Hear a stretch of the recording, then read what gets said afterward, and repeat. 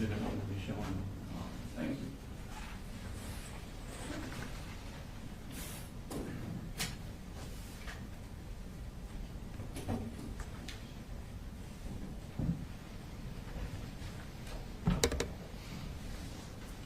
Morning. Before we start, one thing needs to be abundantly clear. This is not a case about holding parents accountable for what their children do. That's not what this case is about. This case is about this defendant and his actions. His actions in allowing a child that he has custody over access to a firearm and ammunition after being warned that that child was going to harm others. This is a case about his actions and the horrific consequences of them.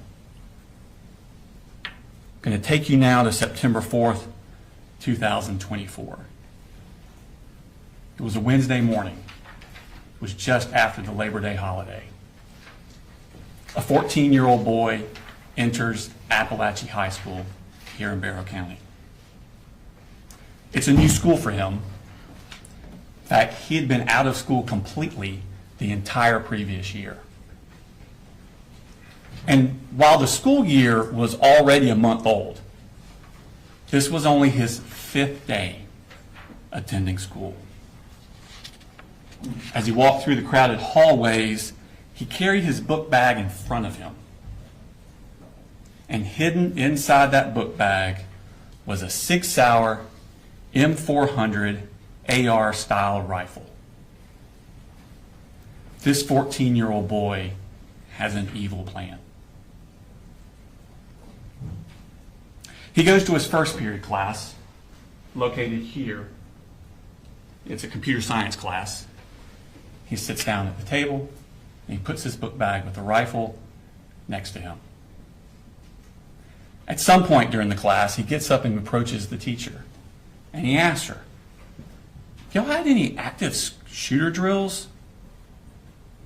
She says, "Yeah, actually, we had one last week. You were absent." He goes back and sits down. Teacher ponders on this a bit. It's an odd question to ask. She doesn't know this boy very well. He's only been there 5 times. So she emails the school counselor, and she courtesy copies her direct supervisor, the vice principal, about the question the boy had asked.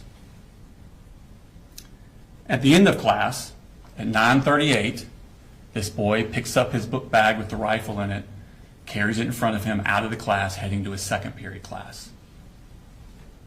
But that first period teacher stewed on it a little more, and between the class breaks, she decided, I'm going to go up to the office and find the vice principal and talk to her. But at this very moment, that 14-year-old boy is entering his second period class. It's 9:40 a.m. He takes a seat, and he puts that book bag with the rifle in it next to him. 14 minutes later, at 9:54 a.m., that boy gets up, grabs his book bag, and he tells the teacher, I'm going to go to the counseling office, which is located down here. He leaves the class, but he doesn't go down to the counseling office. He goes down what's called J Hall, and he enters the boys' bathroom here. He goes into a stall, locks the stall, and he hides there for the next 26 minutes. Now, 4 minutes before he left second period, at 9:50 a.m., the boy's mother calls the school counselor, who's in this suite here. Now, the boy's mother doesn't live here in Winder. She's down in Fitzgerald, Georgia, which is in South Georgia. It's a 4.5-hour drive from here.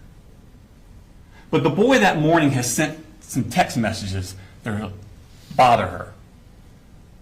And he's now not answering his phone when they call or try and get a reply. She's worried about his emotional well-being. Now, the counselor had actually met this boy the week before. He had a panic attack at school, went to her office, and was too upset to go back to class. So the counselor and the mother talk on the phone for 8.5 minutes about this boy's emotional well-being. And at the very end of that call, at the end of the 8.5 minutes, for the first time, that mother mentions to the counselor that this boy has access to firearms. This sends a red flag up to the counselor. She immediately hangs up the phone and she calls the vice principal. This phone call was ended at 9:59 a.m. But remember, the boy had already left the classroom 5 minutes before that phone call ended. 5 minutes before the mother said anything about firearms. And he's hiding in this bathroom where no one knows where he is.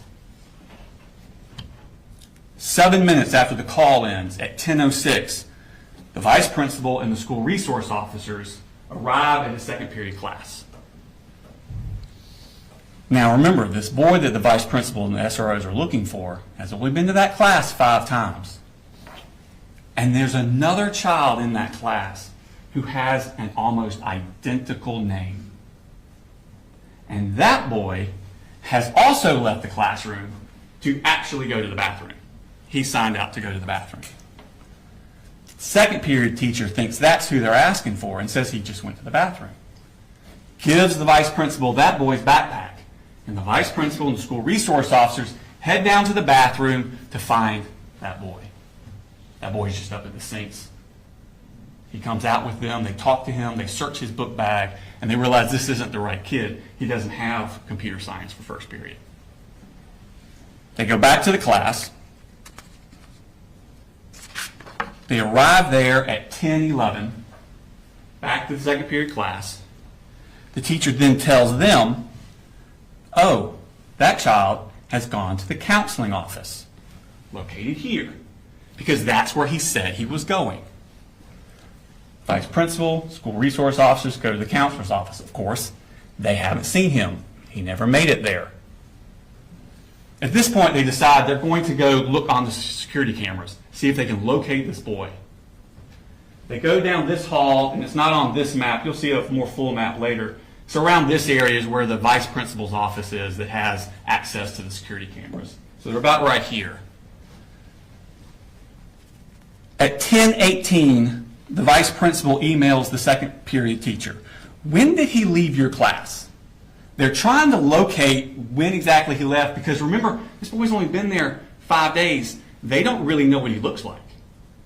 So they're trying to find him on the video surveillance equipment. So she emails at 10:18, when did he leave your class? 2 minutes later at 10:20, second period teacher responds, he left towards the beginning of class. That's 10:20 a.m. when that email was sent. 1 minute later, at 10:21 a.m., that boy exits the bathroom he'd been hiding in. He's now wearing yellow work gloves. He's carrying that Sig Sauer M400 AR style rifle concealed with a poster board. And he walks back down J Hall towards his second period class. Now, when the vice principal had left that class to go look for him in the counselor's office, she shut the door behind her, and the door automatically locked. This boy is not going to be able to get into his second period class. But next door was another classroom, right here. It was taught by Cassandra Ryan and Stephen Edwards. And inside that class were the following students: Landon Adams, Christian Angulo, Jackson Beaver, Hayden Bowen, Jalene Brady, Michaela Brown, William Carricker, Marquez Coleman, Melanie Delira Castaneda, Natalie Griffith, Taylor Jones, Kendez Lawrence, Martin Moreno Galdamez, Tyler Moon, Ariana Norman, Brittany Rubio, Mason Skirmerhorn, Ronaldo Vega, and Nautica Walton. At 10:20, Mason Skirmerhorn, who's in that room, leaves to go to the bathroom. And the door does not shut behind him. Mason goes down this hallway. He actually passes the shooter in the hallway, and Mason goes into the bathroom. The shooter goes to his second period class. The door's locked. He knocks on the door. A student in that class gets up, goes to the door to open it for him, but sees through the glass at the last second him standing there with that rifle. She steps back from the door. At that exact moment, the teachers also reach the door because they've been looking for this boy, remember? And she sees through the glass him standing there outside their door with that 6-hour M400. She immediately presses a button on a lanyard that's around her neck that locks down the school. The boy then steps next door to the Ryan Edwards classroom, and he opens fire. He fires discriminately through the classroom. He hits the following victims.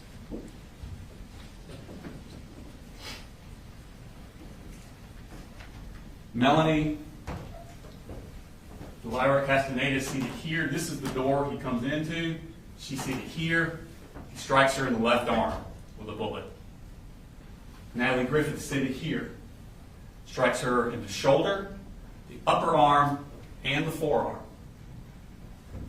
Taylor Jones seated here. Struck through the leg. Christian Angulo seated here by the door. He shoots him through the wrist, into the chest. He would not survive.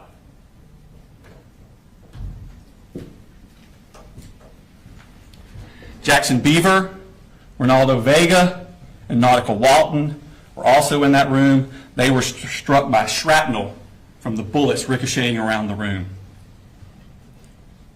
When he finishes shooting, the shooter then leaves. He runs down J Hall. He's looking for more victims. Christina Ieremy is a teacher in this classroom. She hears the commotion.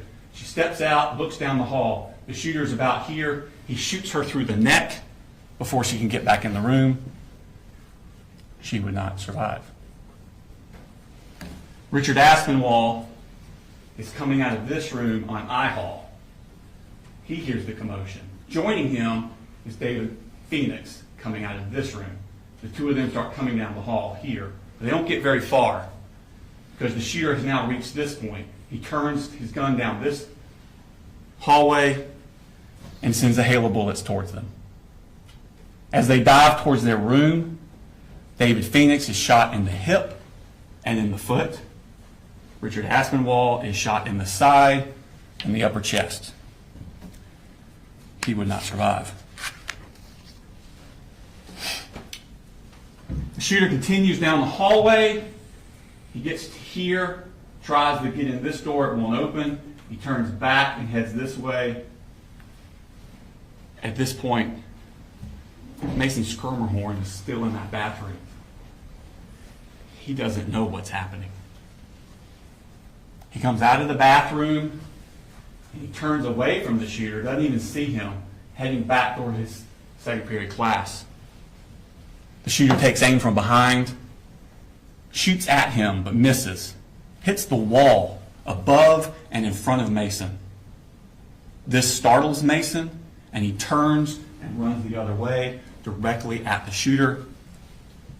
He's shot point blank range. He would not survive. Shooter's here. He then aims his gun down K Hall. And Zane Zinni is locked out of his classroom here. He's in the shooter's sights.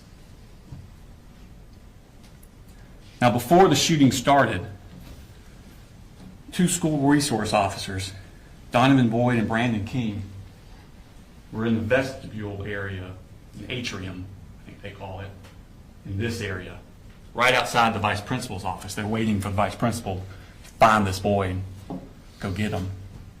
They're waiting out there in the atrium, and they hear the gunshots coming from this side. And those two deputies ran towards the gunshots. They come down this hallway here, and they turn the corner, and they see the shooter here with his rifle aimed towards Zane Zinni. And they yell for him to drop the gun and get on the ground. And he complies before he gets a shot off at Zane Zinni. The officers rush down here, they secure him, and they secure that 6-hour M400 AR-style rifle. And out of his pockets, they find 3 more magazines loaded.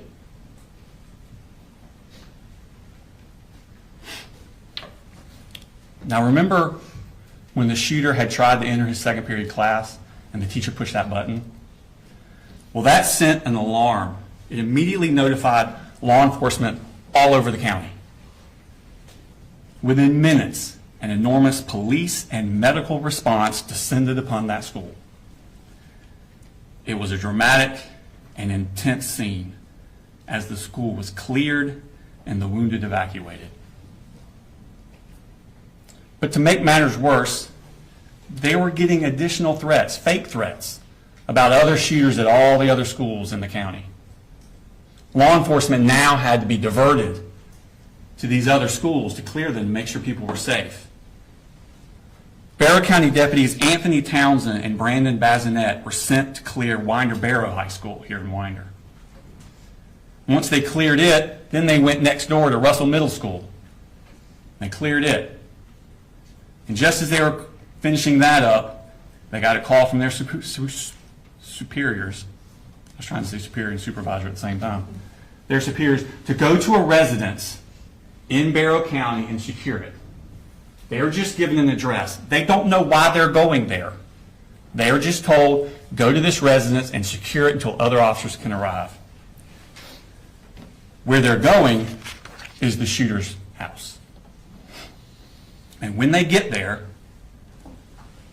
Colin Gray meets them in the garage.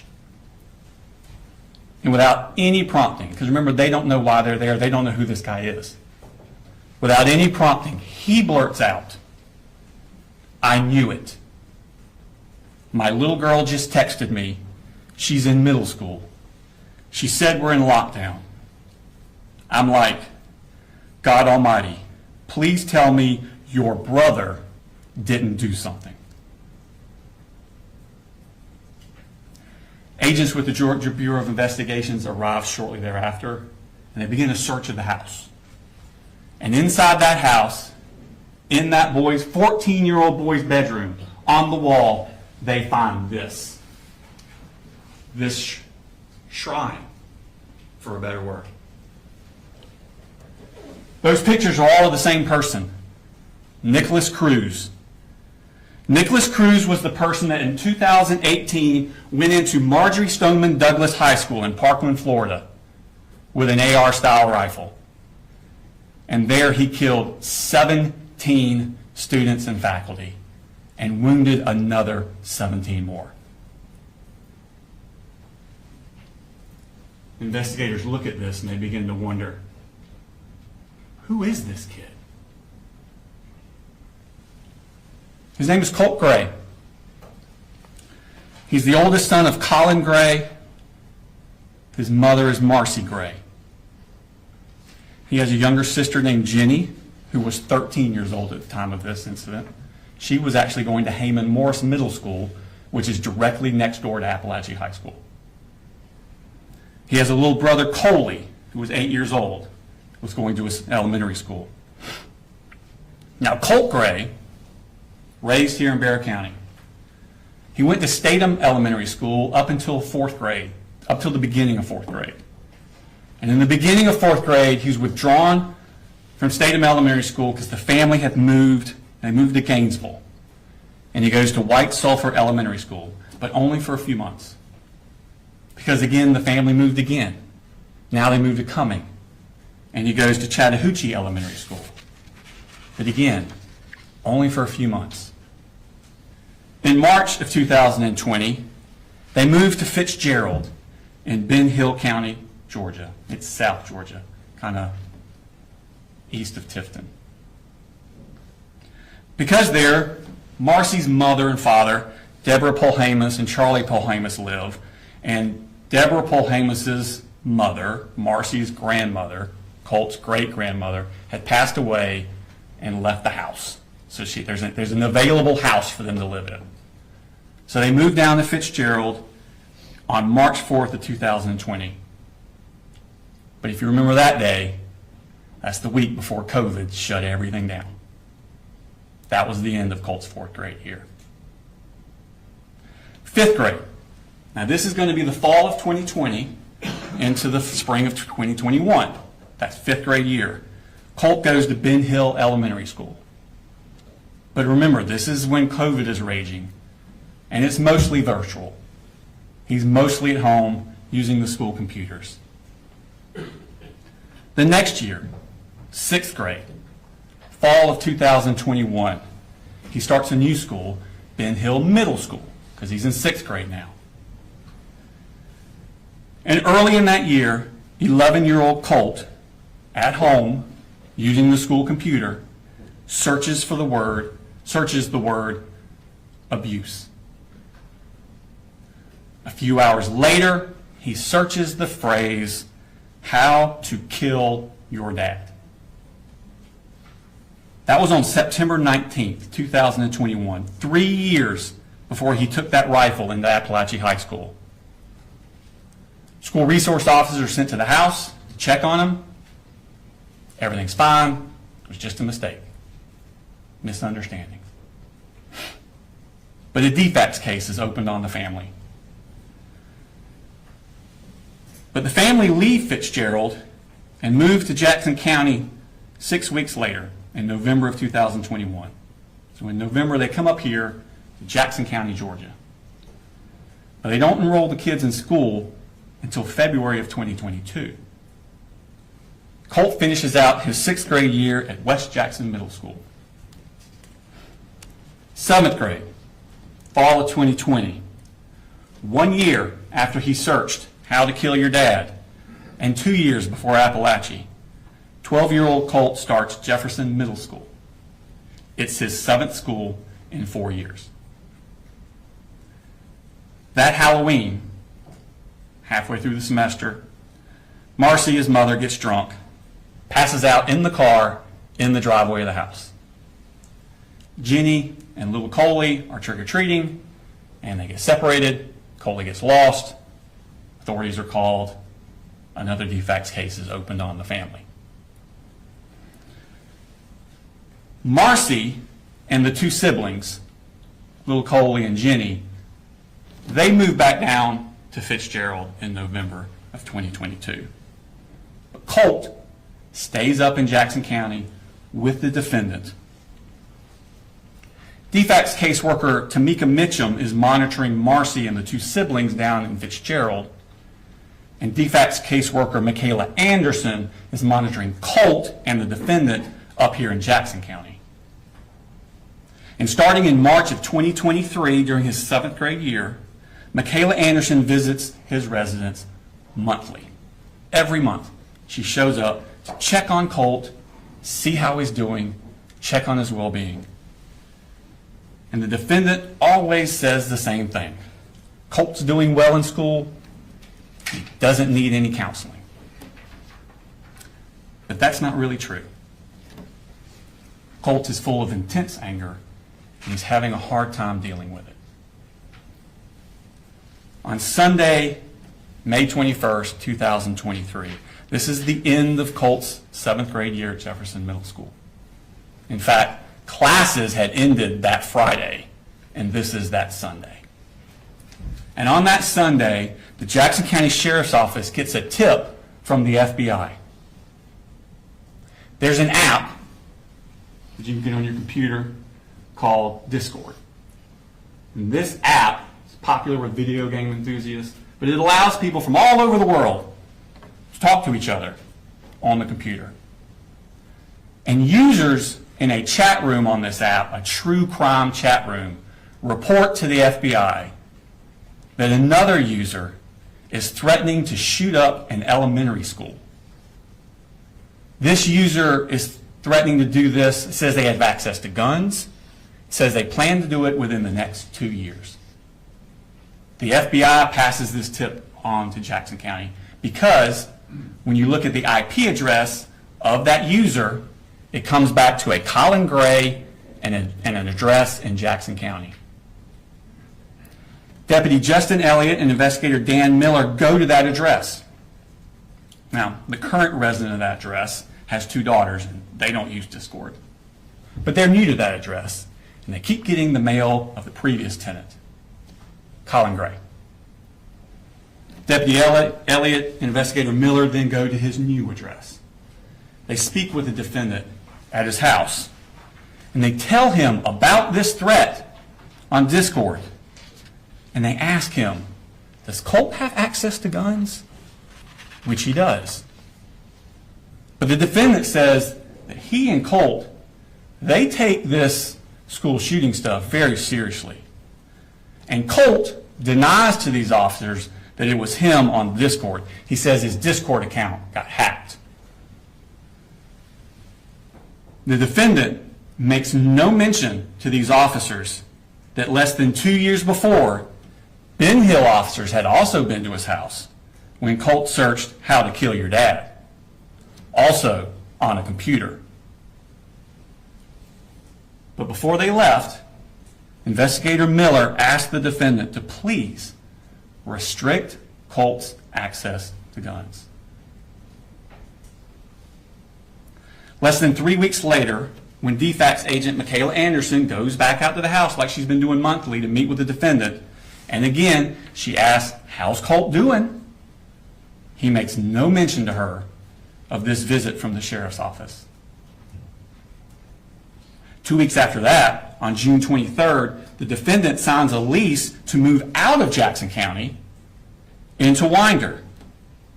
But he doesn't tell Michaela Anderson he was planning on doing that, and he never tells DFACS that he did do that. She just keeps going to an empty house. 2 months later, in August, it's time for another school year. Colt's not at Jefferson Middle School anymore.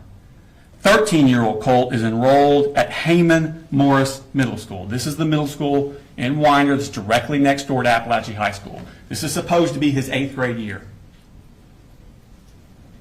But he's withdrawn from that school 3 days later. He never attends it. Instead, Colt goes back down to Fitzgerald to live with his mother, Marcy.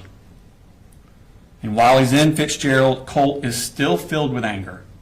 He's still having trouble dealing with it. He's becoming violent. He breaks windows. He cuts up things with a knife. He even starts cutting on himself with that knife. These are the scars from after he was arrested after the shooting a year later. Colt's grandfather, Charlie Polhamus, is at his wit's end. He actually calls the police on Colt. And at the beginning of October 2023, just a few weeks after being in Fitzgerald, Colt comes back up here to Winder to live with the defendant. But he does not attend school. 2 weeks later, on October 13th, down in Fitzgerald, Marcy, who you remember is still being checked on by DFACS, tests positive for drugs. She's going to lose the kids. DFACS worker Tamika Mitchum, who's been monitoring Marcy, calls the defendant, tells him to come down to Fitzgerald to pick up the other 2 kids, Jenny and Coley, and bring them back up. He now has sole custody of the 3 kids. Marcy's to have no unsupervised contact. But Tamika Mitchum also stresses to the defendant to get the kids in school and counseling as soon as possible. He does neither of these things. 3 weeks after the kids are brought up here, on November 6th, 2023, back down in Fitzgerald, Marcy basically goes crazy. She wants to come up to Winder. She wants her mother, Deborah Polhamus, to bring her to Winder. And Deborah Polhamus says, "You ain't going to Winder." So Marcy duct tapes her mother to the chair, steals her car, drives up to Winder, goes to the defendant's house, keys his truck, and gets arrested. She spends some time in the Barrow County Jail before she's transferred to the Ben Hill County Jail for the charges down there. And while she's down there, she's released on bond to an inpatient drug treatment facility in South Georgia. She has no supervision during this time over Colt. Now back up here in Barrow County, it's been a chaotic few months for Colt. But that Christmas, after the cuttings and the things with the Jackson County and the moms going crazy, testing positive drugs, that Christmas, the defendant, 7 months after he was told by Jackson County Sheriff's Office of possible school shooter threats and being asked to restrict Colt's access to guns, the defendant buys and gives 13-year-old Colt that Sig Sauer M400 as his Christmas present. And he allows Colt to keep this rifle propped up in Colt's room.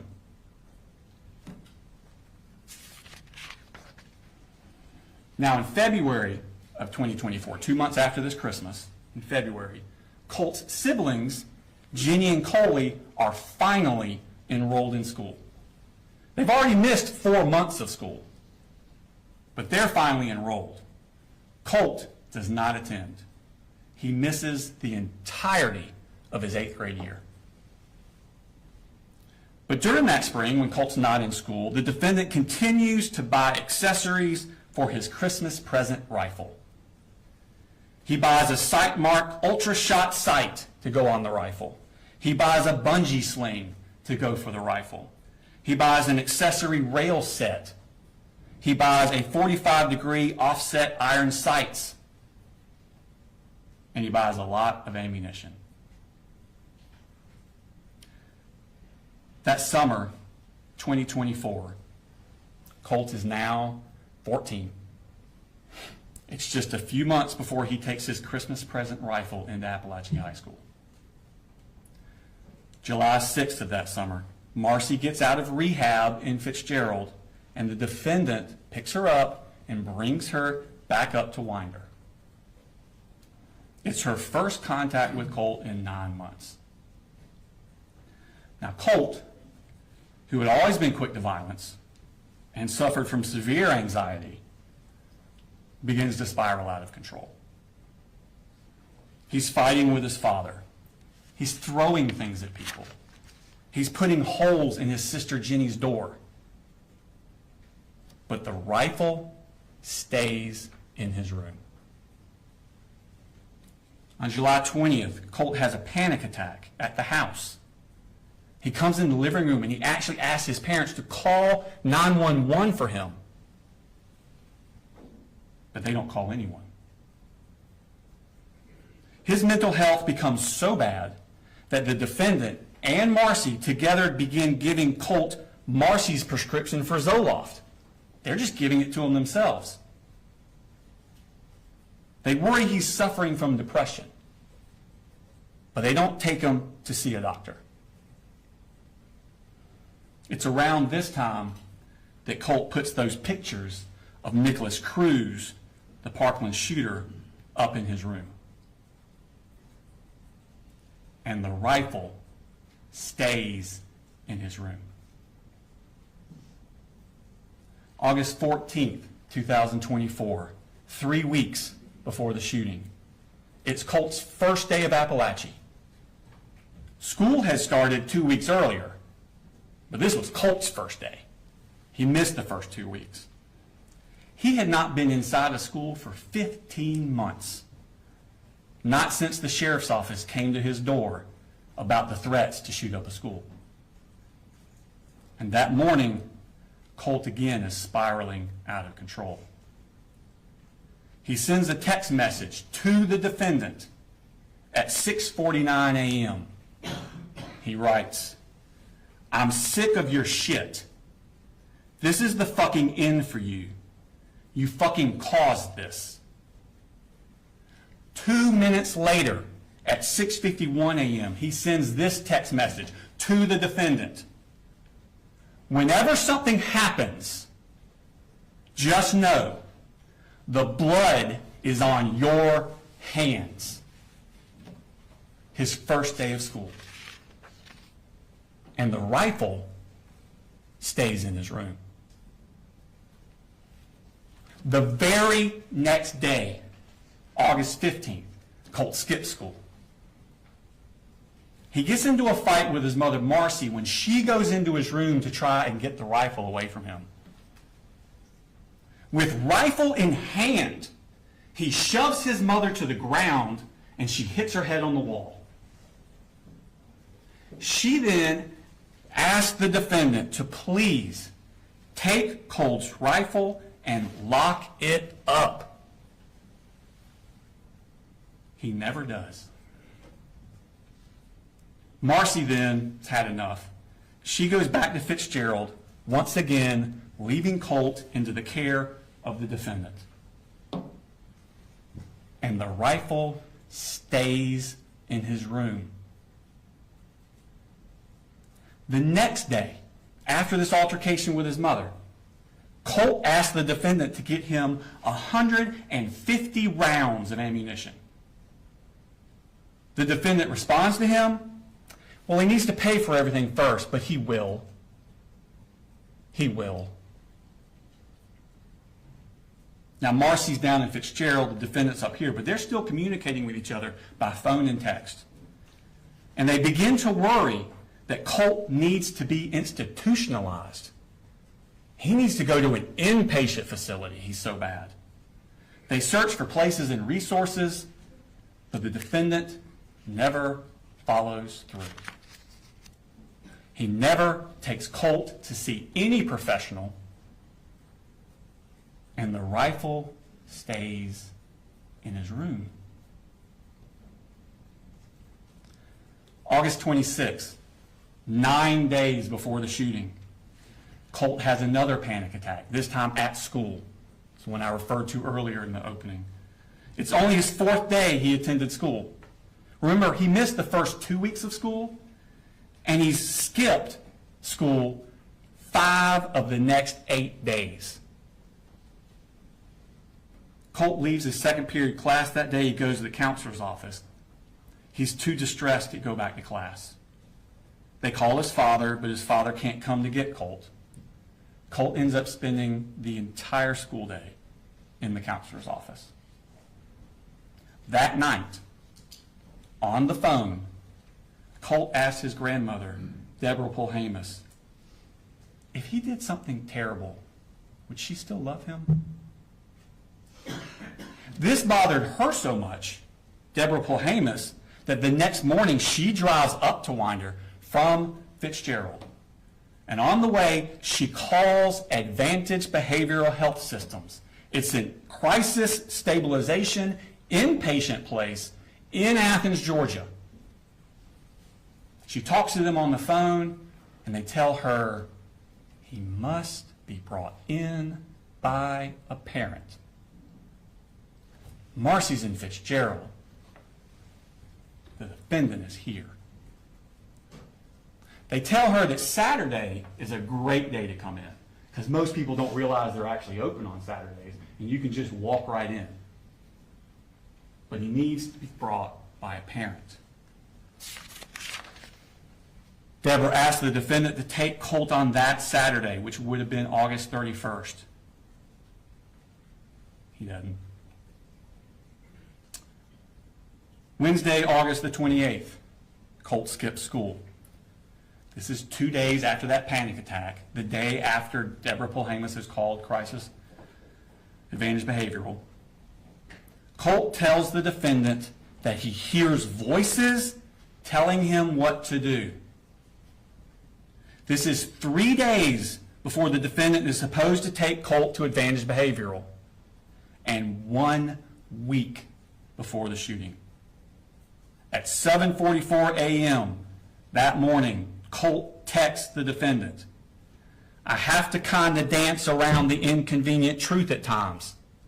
I have no control over what these things say and tell me to do." And the rifle stays in his room. Colt skips school again the next day, which is a Thursday. That Friday and Monday, school is closed for the Labor Day holiday. And that Tuesday, September 3rd, Colt skips school again. That brings us back around to that Wednesday morning, September 4th, 2024. Those pictures of Nicholas Cruz are still on his wall, and that rifle is still in his room. The defendant leaves to take little Coley to school. Jenny leaves on her bus for Heyman Morris Middle School, which again is directly next door to Apalachee High School. Colt gets his rifle, gets extra magazines, puts them in his book bag.